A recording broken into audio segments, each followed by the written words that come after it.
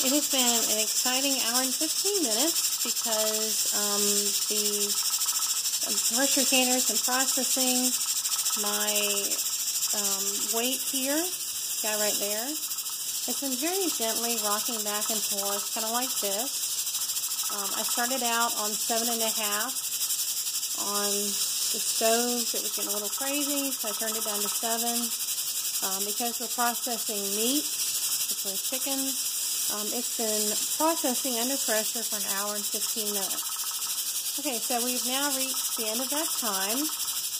And the first thing you're going to do is you're just going to turn off the power. You're going to turn it off so that there's no more heat going to it. And you need to let this sit here until the pressure goes to 0.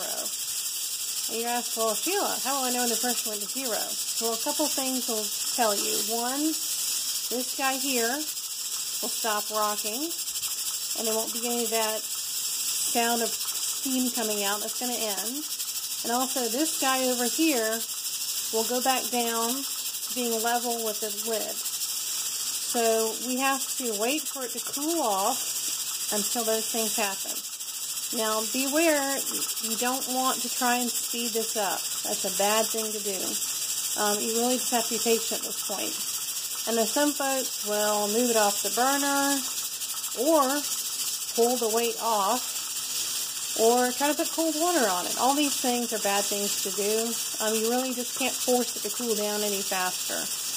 And part of the reason this is a bad thing to do is, one, if you take the weight off, and just let the pressure shoot out the top, this is going to impact your meat on the inside. What's going to happen is all that chicken broth that we put in there with the meat is going to do something called siphoning, where the chicken broth will be forced out of our cans into the water that's in the pressure cooker, and we're going to have to just throw away all of our hard work and start all over again. So you don't want to do that. And if I have never tried putting cold water on it because it just sounds like a super dangerous thing to do. And while this thing is up, there's no way to open this. It's locked in place. So we're just going to be patient, and I'm going to pause the video, and we'll come back to the point where all the pressure has gone to 0. Hey y'all, we're back here. I just wanted to show you that the pressure has returned to 0. And how we know that is that our steam vent is no longer moving, rocking, nothing's happening. And this guy has gone flat again. So we know that the pressure is 0. So at this point, I also let it sit for an additional 2 minutes. And now that the pressure has gone to 0 and it sat for 2 minutes, we're going to open the vent, which means we're going to take the weight off the top. So we're going to do this guy like that. Set that to the side. Okay, so now that we took off the steam vent, we're going to let it sit here.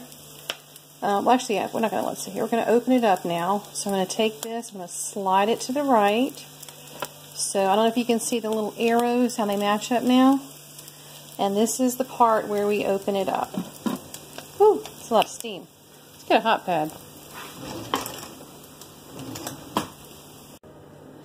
Okay, so we're now going to take the top off. I've slid this handle to the right so that my little, what do you call those things? Little triangles match up. So now we're actually going to open this up very carefully because there's like steam coming out. Okay, so we got the top off. We got it like this. And we're going to let the cans sit in there for an additional like 10 minutes just so we can kind of slowly change the temperature on them. You want to avoid quickly changing the temperature because then you're going to have all that great chicken broth inside siphon out of the can into the water in your canner, which you want to avoid because it'll ruin your chicken and you just have to throw it out, and well, that would be a mess. So we're going to let this sit here for 10 minutes and then we'll... So our cans have cooled for 10 minutes now, and so it's going to be safe to remove them from the pressure canner. You're going to want a tool Similar to the one that we used earlier for putting the weight on top, you're going to use this to grab along the sides of it, kind of, hold on, kind of like that, and you're going to, oops, kind of like that, and it puts pressure on the sides under the lip, and so you can carefully move it over to your prepared space. You need at least kind of at least a 2 thickness of like a dish towel or something. We're going to move all of them over here, and they need to sit here undisturbed for at least 24 hours. You will probably hear them all ping as they start to cool off. Don't be surprised if you, in the sides, you notice that it looks like it's still boiling in here. It's going to take it a while to cool down. But like I said, let it sit there undisturbed for 24 hours. And then you can move it to a storage area, and you will have canned chicken that will safely stay at room temperature for a very long time. Thanks. Bye-bye.